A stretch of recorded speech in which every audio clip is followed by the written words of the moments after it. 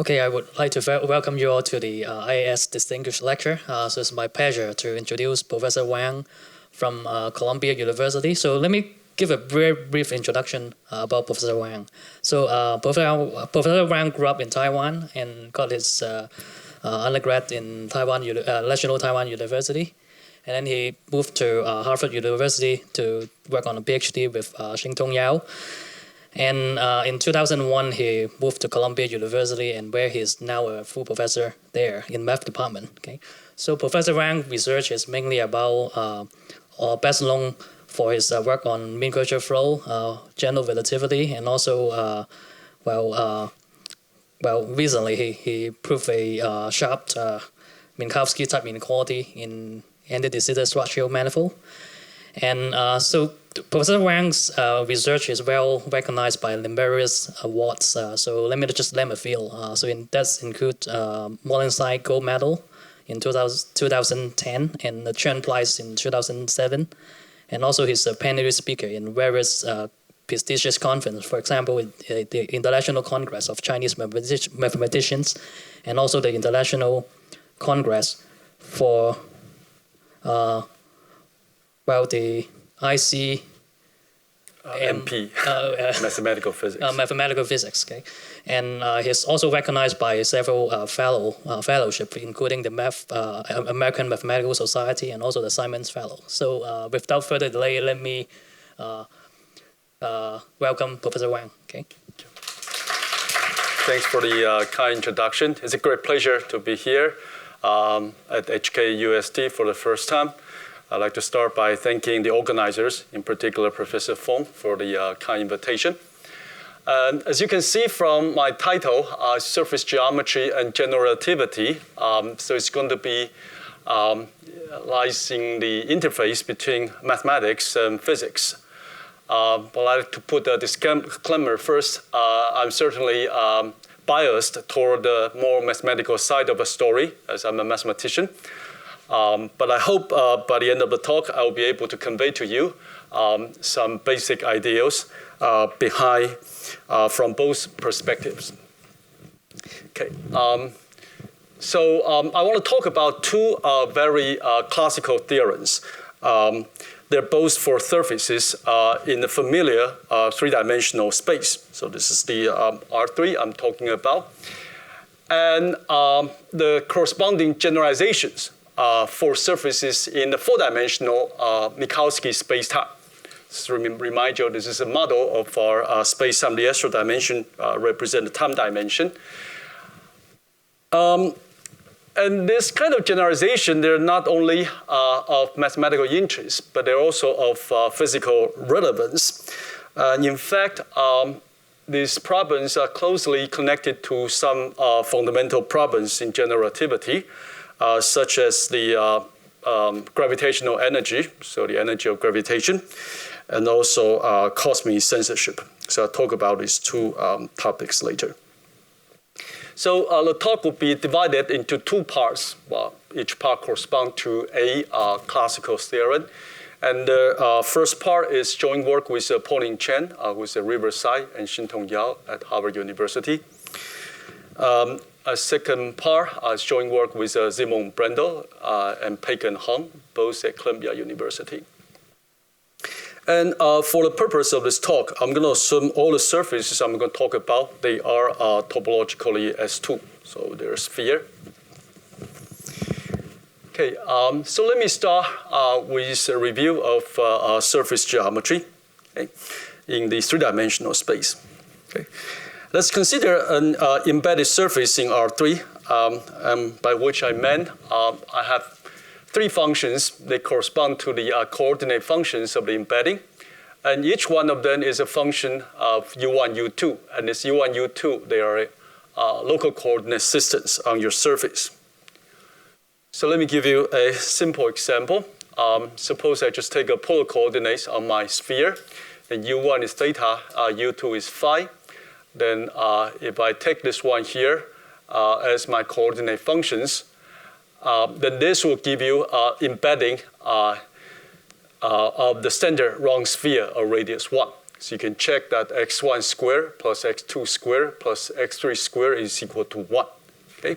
So this is a representation of a standard round sphere radius 1 in R3. Okay? And the metric on R3 will actually induce a metric on a general surface that's given in this way. And this is so-called the induced metric, or the first fundamental form of the surface. And it's given by this formula here. So you take your coordinate function and you take partial derivatives with respect to coordinate on your surface, and you make up this sum here. And you notice that my AB indexes correspond to 1 and 2. So this sigma AB here, this AB index runs from 1 and 2. And so this is so-called a positive definite symmetric 2 tensor. So you can consider this one here as representing a 2 by 2 symmetric matrix that is positive definite. And if you took undergraduate differential geometry course, and the more familiar form is probably of this form. This is actually the more classical formulation of the so-called first fundamental form. So you just have a 2 by 2 matrix here. And this matrix here is positive definite. Okay, so that will correspond to the 4 components of this sigma here. And this is an induced metric on your surface. And what it means is that any intrinsic geometry of the surface is determined by this sigma here. So for example, you have 2 points on your surface, and you want to measure the shortest distance from one point to the other point, and that will actually rely on this particular metric. Okay? So it's all about the intrinsic geometry. So for example, you have your 2-dimensional coordinate plane. You have u1, u2, could be theta and phi. Then this x1, x2, x3 will give you a surface in the 3-dimensional space. Okay, and let me talk about another important geometric object, and this is so-called the mean curvature function. Okay, and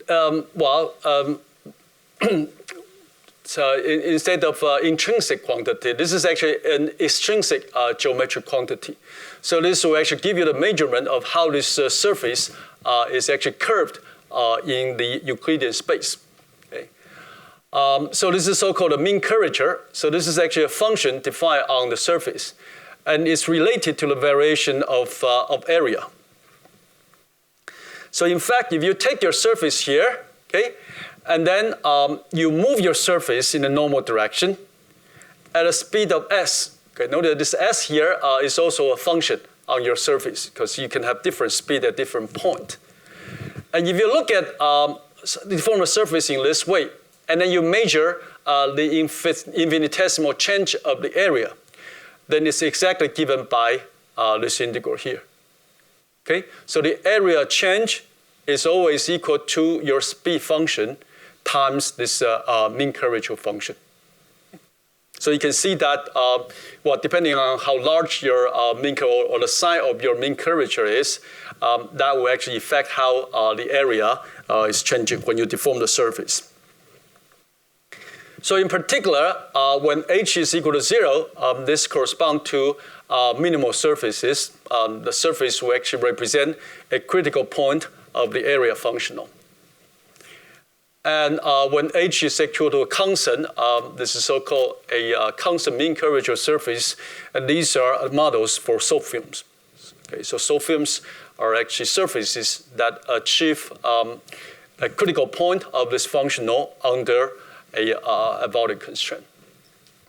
Okay, so we talk about intrinsic geometry, which depends on this induced metric, and also this function here, mean curvature function.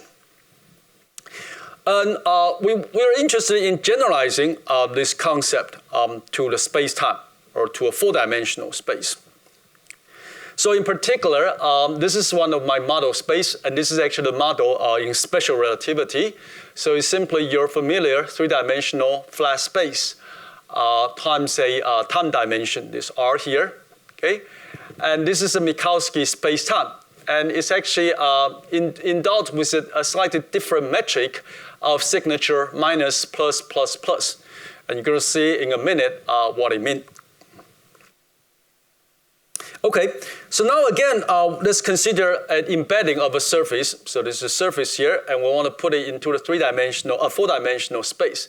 And of course, because it's 4 dimension, you need 4 coordinates to describe points in this space. So you have x0, x1, x2, x3.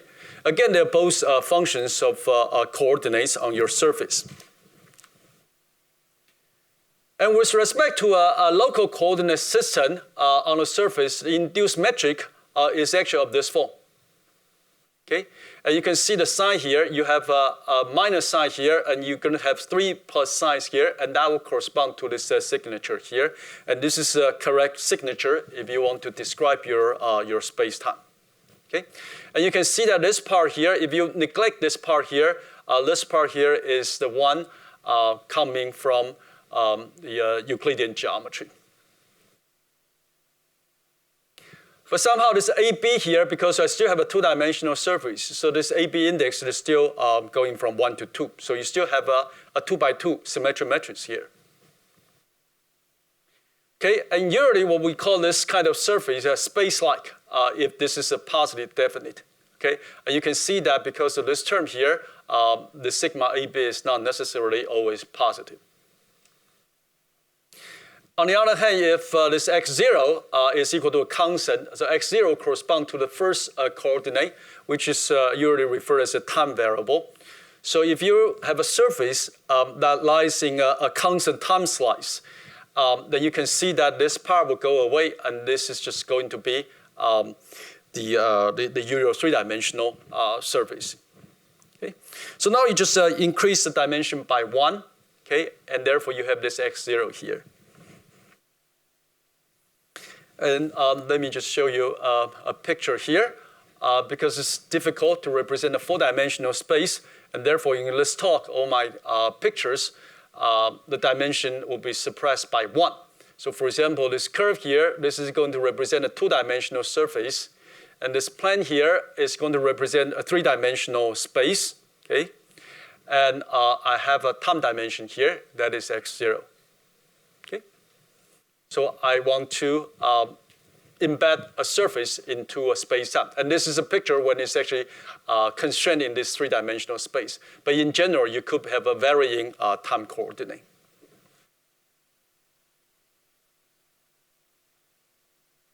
Okay? And just like in the 3-dimensional case, there's also a geometric quantity that measures how area change when you deform the surface. Okay? But in this case, you actually need a vector field to describe this kind of phenomenon, because your surface is 2-dimension and your space-time is actually 4-dimension. Okay? And this is a so-called mean curvature vector. So this is characterized by the following property. This is a unique normal vector field that measures how area change when a surface is deformed. Okay, so this is a formula here.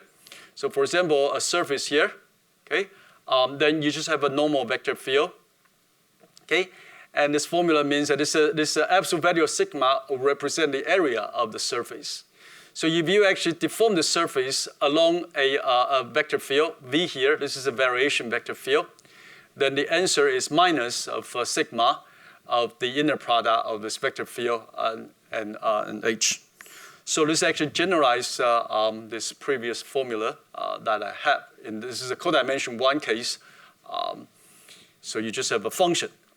But this codimension 2 case, you actually need to have a vector field to describe it. Okay? So this is actually, this is not a 4-dimensional picture. This is actually a 3-dimensional picture. So for this 2-dimensional surface here, this H here actually points into this direction.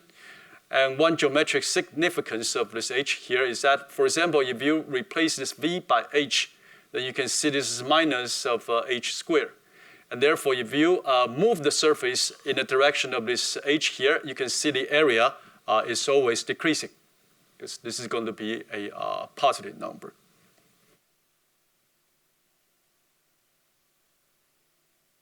Okay? And let's talk about this significance of this mean curvature vector for space-time surface. And so it turns out, although I was just talking about this four-dimensional space-time, Minkowski space. So Minkowski space, just like its three-dimensional counterpart, is completely flat. Okay, it doesn't have any curvature at all. However, when we talk about general space-time, there are actually curvatures. In fact, we know gravitation is closely connected to a curvature of the space-time. And therefore, we can actually talk about a general surface, general two-dimensional surface, in, for example, the space-time we're living in, which is actually curved. But you can also define this kind of concept called mean curvature vector field. Okay, you just take a surface in your general space-time and try to deform it and see how its area changes. And you can define a parallel concept here for a surface in space-time. And it turns out this vector field is closely related to gravitational energy. Okay. So let me explain what it means. Okay. Now just imagine that you have a surface here, and you're actually, you're actually looking at light rays that are shooting out from the surface. Okay. So you follow this light ray and consider this one here as sort of a deformation of your surface. Okay. And you can see that when you shoot out light rays from surfaces in the Minkowski space, they could be diverging or they could be converging. So let me just show you this picture here.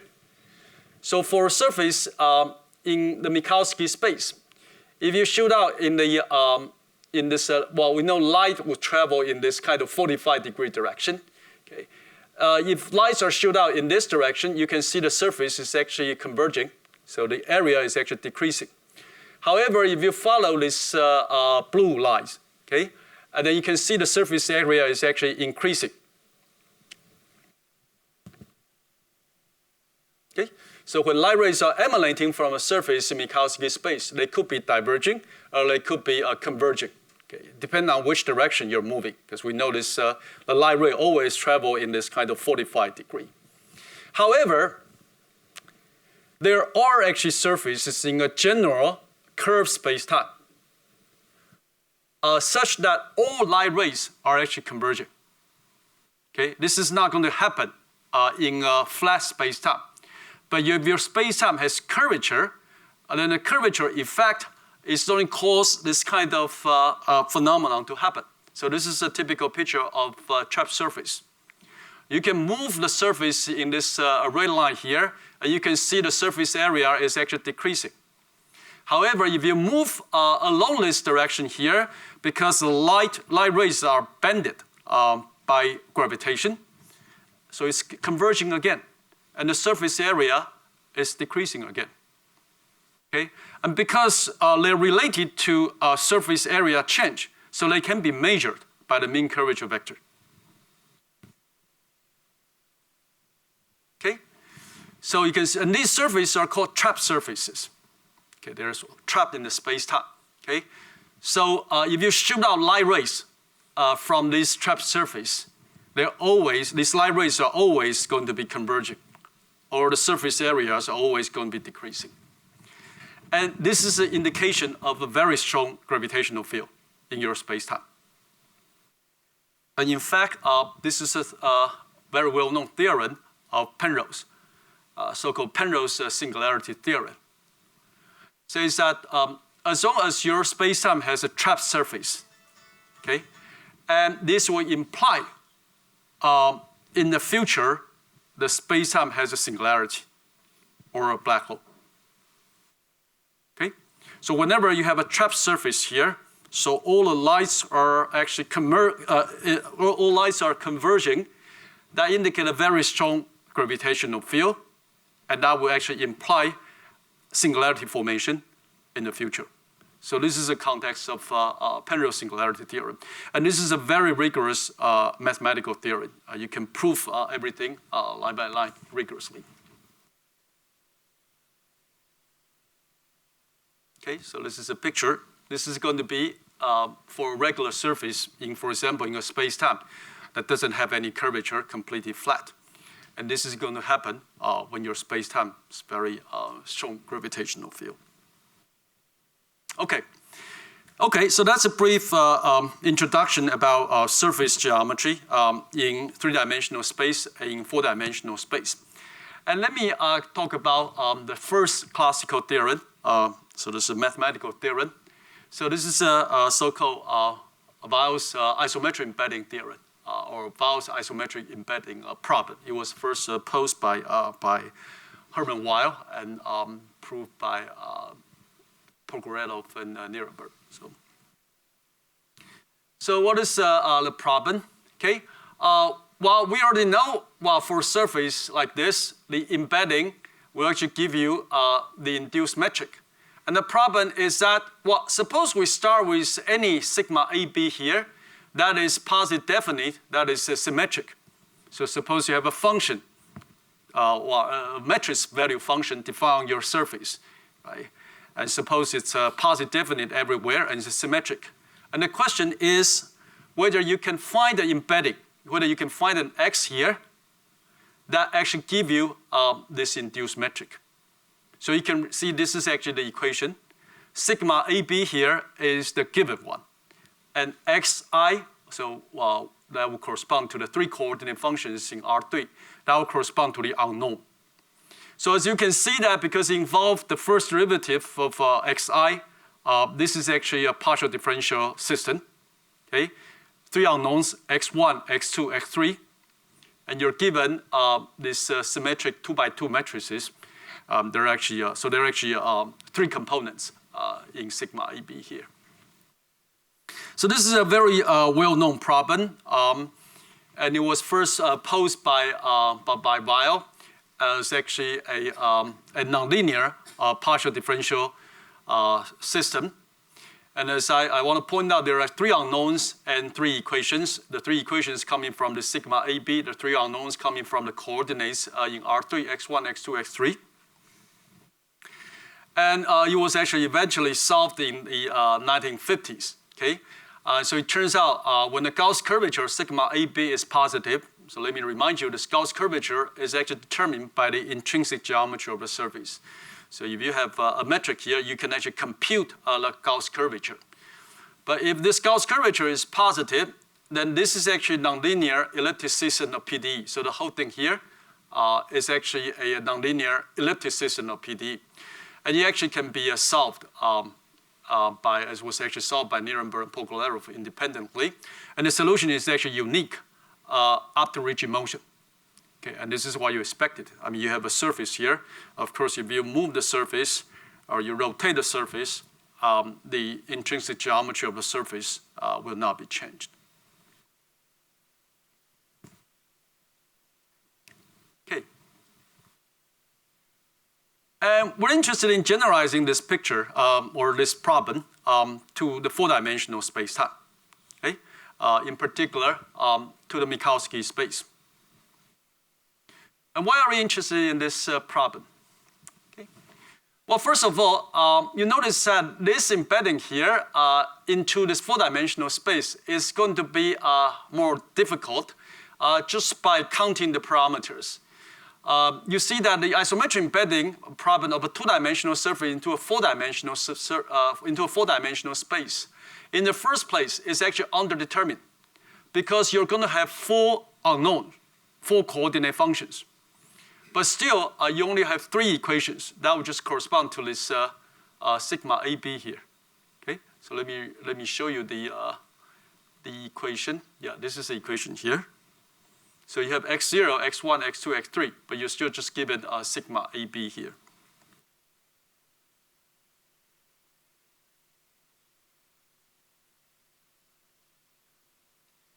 So you can see that, well, just by counting the parameters, you know that we have to impose at least one more condition in order to expect any kind of uniqueness, okay? Because the number of unknowns is actually more than the number of equations. And why do we want to do that? It turns out it's actually related to this notion of quasi-local mass in general relativity. Okay. So let me try to explain this to you. Okay. So it turns out a very fundamental difficulty in general relativity is the following. Okay? In every other physical theory, you have this notion of mass density. You learned in first year calculus course that if you want to know the total mass, you just have to integrate the mass density. Okay? But the difficulty in general relativity is that there's no mass density for gravitation. Okay? And in physics, this is called the Einstein's equivalence principle. But in mathematics, it really just corresponds to the following fact.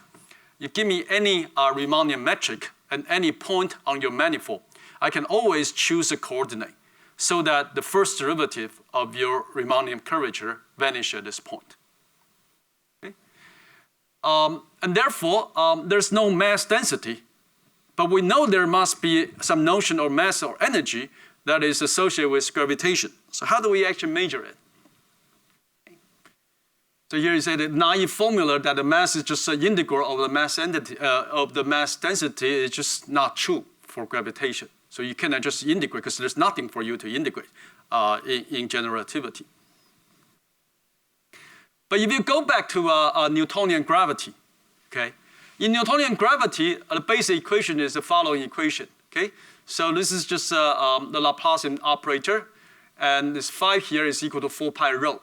Where rho here is just a mass density, Newtonian mechanics. Okay, and this phi here is a potential. Okay, and therefore, if you want to know what the total mass is, then you can simply integrate this rho here. Okay, so this is the total mass over a domain. However, you can see you have a Laplacian here, so you can just simply perform an integration by parts, and you can turn this integral here as a boundary integral on the surface. Okay, so you plug in this formula here. You can see this is actually a boundary integral. Okay, and this is actually a hint here. Okay, so there's no hope that, suppose we have this domain here, we want to know the total mass here. There's no density, you cannot really integrate. There's nothing for you to integrate. But somehow this is an alternative. Okay, there's still hope that you can represent it as a boundary integral of the boundary of this surface. So in 1982, Penrose actually proposed a list of major unsolved problems in general relativity. And the first one is the following. That is, find a suitable definition of quasi-local mass for domain omega in a general space-time n. Okay? As an integral over the boundary surface, so this is a two-dimensional surface of boundary omega. Okay? So let me remind you, the dimension is always suppressed by 1.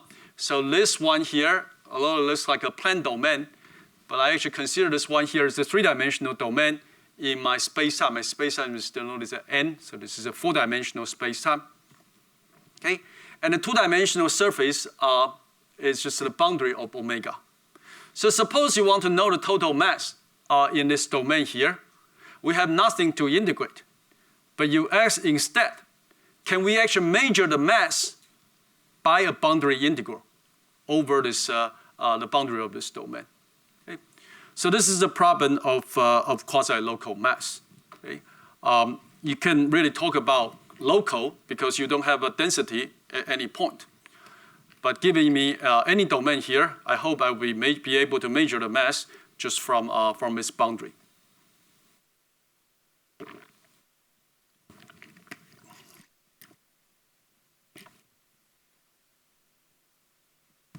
Okay. And there was this proposal by two physicists, Brown and York. So let's actually go back to the Einstein-Hilbert action. So it turns out, I mean, I'm not going to show you the Einstein equation in this talk, but the whole theory of general relativity is actually governed by Einstein's field equation. Okay? And this field equation actually comes from an action. Okay? And if you apply the Hamilton-Jacobi analysis to this Einstein-Hilbert action, it actually suggested the following approach for this problem in order to define the notion of mass or energy in general relativity. Okay, so in this case, now you see our problem is that although we have a domain here in our space-time, but really we want to work with the boundary of this domain, which is a two-dimensional surface. So given a surface sigma in a general spacetime, okay, we would like to find its ground state. Okay? In this case, the ground state means that there's no gravitation, and therefore there's no curvature at all. And therefore, we should think of the ground state as an isometric embedding into this flat space, R31 Minkowski space. Okay, and the hope is that you're going to find one in the Minkowski space that actually best matches the geometry of sigma in N. So this is a picture here. This is a surface in a general space-time. Okay, and you're interested in the energy or mass enclosed in this inside this surface here. Okay, but first of all, we find an isometric embedding in the Minkowski space. Okay, and now they actually have the same intrinsic geometry. And the hope is that we will be able to anchor the intrinsic geometry by isometric embedding. Okay? And then we will try to read off the gravitational effect. Because you can see, because they're sitting inside two different surfaces that has two different space-time, that has two different gravitational effect. And we try to read off the gravitational effect from the difference of its extrinsic geometries. So this is a picture here. Now they have intrinsic geometry, but because they're sitting inside different space-time, for this space-time here, it's completely flat. So there's no gravitational effect. But for this space-time here, it's actually curved. Okay? So it's going to make its extrinsic geometry different from the extrinsic geometry here. And we want to be able to read off the gravitational effect from the difference of these two extrinsic geometry.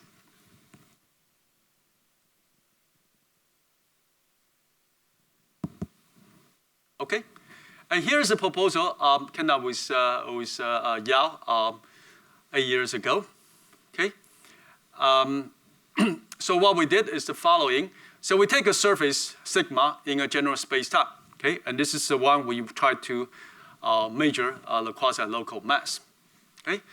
And I already mentioned that, well, from this surface here, we can actually extract two geometric quantity. One is the induced metric. And the other is the mean curvature vector. Okay, this one measures how area change. Then I just take these two data here. Okay, and it turns out these two data here is going to give me an equation. We call the optimal isometric embedding equation for this sigma in R31. So let me say a little bit more about this one here. I mean, the basic idea is that I just mentioned about the isometric embedding problem. You have 4 unknowns here, but you only have 3 equations. So what we claim is that this data here, this H here, will actually provide us with an additional equation. And the equation is actually derived by the method of variation. Okay? So first of all, we identify the space of isometric embeddings into R31. Okay, as I mentioned that you have 4 unknowns, and you only have 4 unknowns, and you only have 3 equations. So there's actually 1 functional degree of freedom. And first of all, we can identify this space of isometric embeddings into R31. Okay, they are actually parameterized by this. In fact, they're just parameterized by the space of smooth functions on your surface. Okay? So because it actually will correspond to the following. You can turn an isometric embedding problem into Minkowski space into an isometric embedding problem into R3. Okay? So all giving me any tau here, as long as I can construct this kind of isometric embedding, that will actually give me an isometric embedding into the Minkowski space. And now the problem is that we want to find one, find the best tau here. Okay? And we were able to define an energy, with the gravitational energy for each such tau in terms of this mean curvature. And well, one way that we actually justify this definition is that this definition actually satisfies positivity property. I'm not going to write down the exact expression here. It's somehow complicated. But punch 9 here is that it's going to express as a difference of two quantities, okay? But somehow we were able to prove that this difference here is always positive. And then once you have a positive quantity here, you can try to minimize the amount is tau here.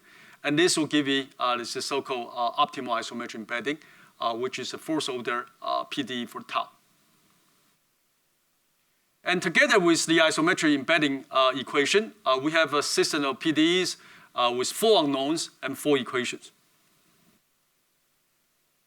So here's a prescription to measure the quasi-local mass. You take a 2-dimensional surface in a space-time that you're interested in, and you extract this geometric data, and then you write down the optimal isometric embedding equation. And we showed that this equation actually can be solved in the context of an isolated gravitating system. So for example, when you actually have a star or a planet or a star or a black hole or whatever heavenly body that is far away from others, and you just look at, you just enclose it into an isolated system, then you will be able to solve this equation.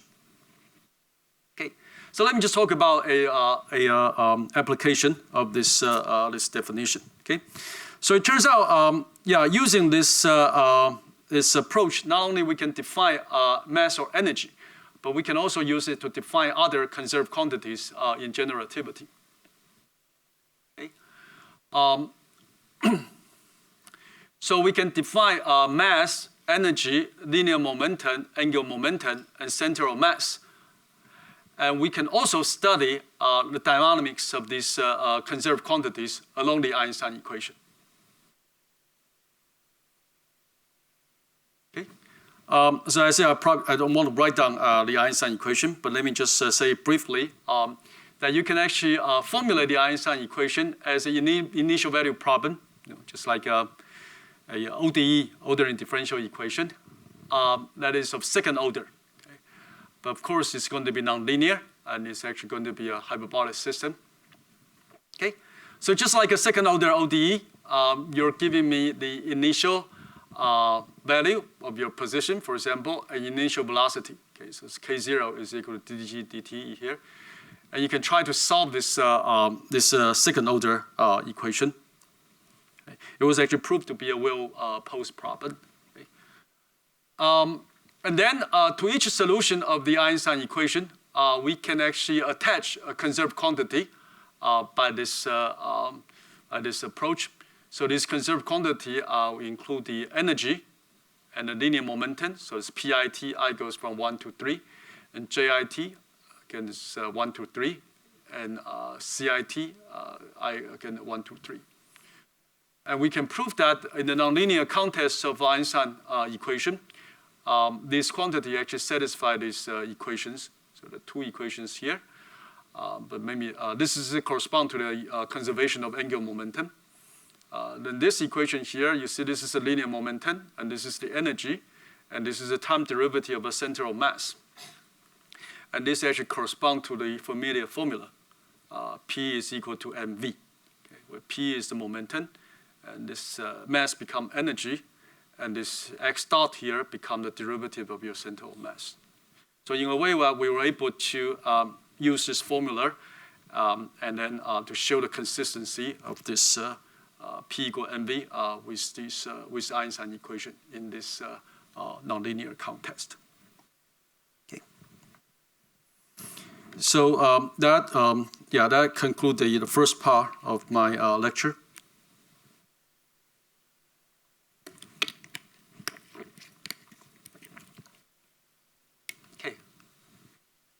So let me move on to the second part. Okay. In the second part of my talk, I'll talk about classical inequality. This is a so-called Minkowski inequality, and inequality in general relativity that is called Penrose inequality. And this part is based on joint work with Simon Brender and Pei-Gung Hong. Okay. Let's just go back to this surface geometry we're talking about. Okay, you recall that for surface in R3, we can look at this integral here. This is a special case when s is equal to 1 in our previous formula. And you call S correspond to speed. So that corresponds to the following. So you take a surface here, and you move in the normal direction by unit speed. And this is the area change. Okay. And this is the second classical theorem that I'm going to talk about concerns inequality of Minkowski that involve this, this quantity integral of H. Okay? So the inequality states the following. So you take any closed and convex surface, so say a boundary of a convex body in three-dimensional space. Then if you compute this quantity here, okay, we know it's closely related to area change. Then it's actually bounded below by this quantity here, where this absolute value of sigma denotes the area of the surface. Okay, so this is really a, I mean, this is closely connected to the so-called isoperimetric inequalities. Okay, and now we can actually take a round sphere, two-dimensional sphere, and check this inequality. So you can see that if you actually have a round sphere of radius r in R3, okay? And we already know this quantity here measures how the area change under unit speed change. And therefore, you can take the area of a round sphere of radius r, and you take derivative with respect to r, and you see this is 4 pi r. So the left-hand side for round sphere is 8 pi r. However, for the right-hand side, you can plug in 4 pi r squared. You see this is 8 pi r. Okay? So it turns out this is an inequality, and this inequality is actually sharp in the sense that the equality holds if and only if sigma is actually a round sphere, regardless of radius. Okay? In fact, you can see that if you look at it more carefully, you can see that both sides of the equality are actually invariant under scaling. So you can scale your surface and you still have the same quantities.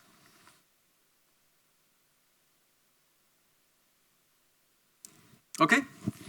Now let's back to the space-time picture. Well, let's recall this formula here. This is for a surface in space-time. Okay.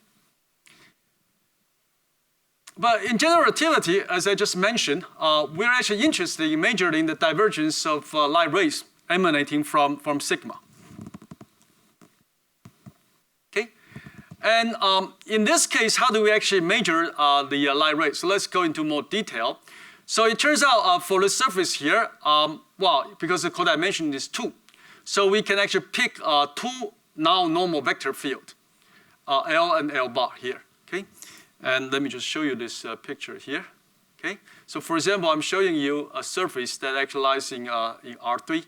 Okay, and then well, we're going to have a direction that points to the time direction, and that's ddt here. And I'm going to have a direction nu here that points to the hour normal of the surface here. And now you can take the sum of these, and that will actually give you a vector that is in the null direction. So this is a 45 degree. That's where the light ray travels. And you can get another one here that is ddt minus nu. Okay. So we're interested in how, this corresponds to the direction of light rays. Okay. And we're interested in how the surface actually, the area of the surface change if you move your surface along these directions. Okay. And it turns out you can actually, well, because they are null vectors, and this is actually what I mean. Okay, so for vectors in Minkowski space, because you can see the signatures could be minus positive, so you see the inner product with itself could be 0, and this is exactly what I mean by null vectors. Okay, and we can also normalize it so that L and L bar inner product is minus 2. So for example, this is showing you the picture on the next page. So we can take a ddt plus nu. This will correspond to our now normal. And we can also take ddt minus nu. That will correspond to the inward normal. So in these two directions. Okay. And then we can talk about how the area change when you move your surface into these two directions. And we know the area change is given exactly by this formula, right? Okay. So this is when you move in a direction v, this is your area change. And therefore, if we plug into this two vector field here, then we have this quantity here. That will correspond to how the area change if you move your surface in the L direction. And this will correspond to how the area change if you move the surface in the L bar direction. Okay? And you can do this for any general space-time. Okay? And we know for surface in Minkowski space, one expansion is positive, the other is negative. That corresponds to the picture that I just showed you. So you can go outward or you can go inward. But for trapped surface, both expansions are negative. So this is inward and this is outward. And you recall for this trapped surface that I was showing you, both light rays are actually converging. And well, Penrose proposed this so-called cosmic censorship. Okay, so let me just say, explain to you in one word. Okay, we know, well, just unavoidably, every space-time has singularity. So if you go to the NASA website, they're going to show you, hundreds of thousands of black holes in the universe. So there are actually singularities, everywhere in our universe. But Penrose cosmic censorship means the following. So while we know the singularities, they are actually there. But somehow, you can say this is a wishful thinking. We're hoping that all these singularities, they are actually shielded. Okay? So they're being censored. And you won't be able to see them. Okay? So every singularity is actually enclosed by some horizon, by some apparent horizon, so that they're actually invisible from outside. Okay, so this is a so-called cosmic censorship. Okay? I mean, and in fact, he has a paper called Naked Singularities. Okay, so this will be counter to cosmic censorship. If some singularity is actually visible from outside, we'll consider them as a naked singularity. Okay, and the hope is that every one of them is actually shielded by a particular surface. Okay, and you actually pose the following conjecture. Okay, so I'm not going to go over the details of this this conjecture, but you can see that how this is actually going to be related to a surface geometry. And it turns out if cosmic censorship is actually true, plus other physical assumptions, that will actually implies the following inequality. Okay? And this is actually inequality just for surface in the Minkowski space. So for any closed embedded space-like surface, so we call it defined space-like, two surfaces in R31, which is past null convex. I'll explain this one here in a minute. Suppose we normalize it such that this is actually true. You'll recall there are two normals, L and L bar. Then this inequality has to be true. Okay? So the left-hand side here will correspond to the area change of the surface in this L direction. And the right-hand side is exactly the right-hand side of the Minkowski inequality. And let me explain what this pass null convexity means. It means that the pass null cone along the direction of minus L bar tends to infinity regularly, or this picture here. So I have a surface here. This is your sigma. And I have two null direction. One is this L. The other is this L bar here. And now let's look at minus L bar. So that will point in this direction. And now let's just follow this direction. Okay, follow the light rays. Okay. Suppose each of the light rays can be extended all the way regularly to infinity. Then this kind of surface is called pass null convex. So you can see that this is actually similar to this kind of convexity assumption we had in the Minkowski inequality. Yeah, I can compare these two inequality. This is the Minkowski inequality. Okay, this is right hand side here, and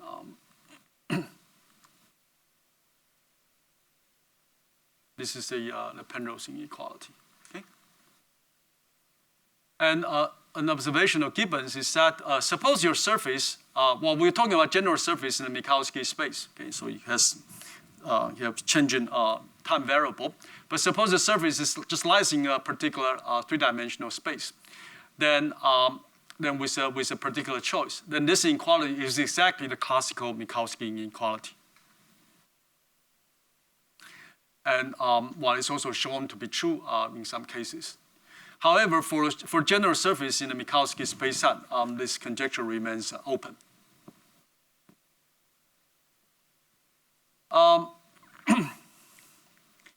And now let me explain to you how this connection come up. Okay. So let's just return to the Minkowski inequality. So this Minkowski inequality, we recall this is actually for this three-dimensional space, R3. Okay. But there actually has been interest in generalizing this kind of inequalities to surfaces in other space forms. And you know, well, in Riemannian geometry, you have your flat Euclidean space, and you also have your sphere that has positive curvature, but you also have some hyperbolic space that has negative curvature. So it turns out, well, when you replace the three-dimensional Euclidean space by the three-dimensional hyperbolic space, this actually has been studied by these two mathematicians. And they actually show that for convex surface in the three-dimensional hyperbolic space, this inequality is actually true. Okay? So the left-hand side here is still the integral of mean curvature, but somehow the right-hand side is slightly different. This is actually just the area instead of the square root of the area.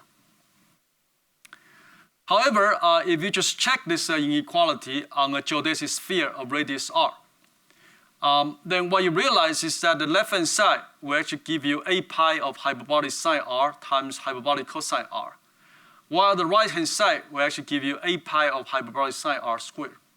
And you know they are actually comparable. Well, in fact, the limit of the ratio is exactly equal to 1 when r goes to infinity.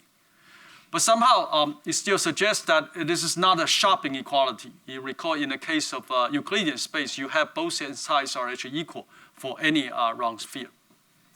So somehow in this case, this inequality is actually never achieved. Okay? And therefore, there has been interest in trying to find a sharp inequality as a generalization of Minkowski inequality. And here's this idea of relating hyperbolic space to the Minkowski space. So it turns out you can actually embed the hyperbolic space into the Minkowski space. In fact, if you just take a t, x, y, z here as the natural coordinate, well, the Euro coordinates on the Minkowski space, and you look at this hyperboloid, in fact, just one branch of the hyperboloid. Okay? And you take the Minkowski metric, and you look at the induced metric, and that's actually the induced metric from the Lorentz metric is exactly the hyperbolic metric of constant curvature minus 1. So here's a connection. I mean, you're interested in some curved space here, but you can actually put this curved space into the flat Minkowski spacetime. So in the first place, so this inequality here, but one interesting thing here is that this inequality that was proposed by Penrose, it's actually not even clear in this general setting whether this is actually positive. Okay. But somehow, well, Penrose actually conjectured not only that's actually positive, but it's also bounded below by the area. Okay. And it turns out if you take that inequality and apply to this case, that's actually the desired sharp inequality, in the sense that this inequality holds if and only if you have a round sphere. Okay. So this inequality was actually proved in our work, because I guess because of for the interest of time, I won't be able to explain more. I guess I have like 3 minutes or. Any time before. Oh, okay. But I was planning for a 1 hour talk anyway. Okay. So I'll just mention that they actually use quite a lot of tools. We use some geometric flows and some new monotonicity formula.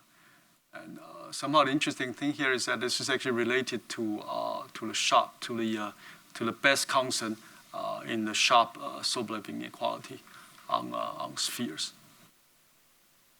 Okay. And the proof actually allows us to generalize this inequality to space-times of even more physical interest. And these are so-called black hole space-time. Okay. So we actually generalize Penrose conjecture to the Schwarzschild space-time. Okay, so this is probably the most important space-time in generativity. It actually models a isolated gravitating system with a single heavenly body in the center. It could be a black hole, it could be a planet. There are actually a lot of uniqueness you can say about this Schwarzschild. It's basically, if you think about an isolated black hole, and that is the model. So for example, it's actually being used on your smartphone on a daily basis because signal transmission is actually deflected by the Earth's gravity. So you really need generativity to make the required correction. And this is a model that's being used in such a correction. Okay? So, so we actually make the following conjecture, and you can see the only thing different is here. And this mass here is actually the total mass of the Schwarzschild spacetime. Okay, so this is the Schwarzschild spacetime is no longer flat. So there's actually a mass there, and this inequality involves this mass here. Yeah, it's the ideal mass. It's the ideal mass of the Schwarzschild. Okay, so you can prove this conjecture in several important cases, but the most general case again remains open. So let me just conclude my talk with following remarks.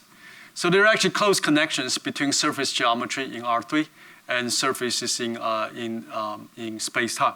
Okay? And you can see these two examples that I was talking about. And we're also glad that while these physical predictions actually inspire new results in mathematics. So for example, this Penrose inequality I was talking about. I mean, before, mathematicians are always trying the different direction. They're just looking at this hyperbolic space. However, if you put hyperbolic space in a context inside your Minkowski space, you actually can obtain some very sharp results in mathematics. On the other hand, well, some natural consequences of mathematics also give back to the physical picture. For example, this new conjecture I was talking about. Okay, so I think I'm going to stop there. Thank you. I have one very quick question. So Sure. concerning about the isometric embedding theorem. Yeah. So is the Gauss-Kordasi equation one of the constraints of your surface? Yeah, sure. It's one of the constraints, right? Yeah. You have Gauss equation, Kordasi equation. I see. Yeah, I mean they don't appear in this form here, but if you differentiate your equation, whether you differentiate once, you can get the Kordasi equation. Twice, you're going to get the Gauss equation. I see. So will it make the equation more difficult to solve or easier to solve with the in fact, I think the original approach of, in a way, it's actually appeared there implicitly, because you always try to linearize the equation first, and whenever you linearize the equation, Gauss-Kordasi equation will just come up naturally. Mm-hmm. Yeah. I see. Yeah, and there are also approaches, using more of this formulation. Yeah. So is there any physical meaning of the surface in general relativity? So why you consider two-dimensional surfaces? You can also consider other three-dimensional surfaces. So why is there any particular reason for that? Well, 3 dimensions are important too, but I think for two-dimensional surfaces, more important in black hole geometry. So whenever you study a black hole, and you try to enclose your black hole by something, okay, and that's something.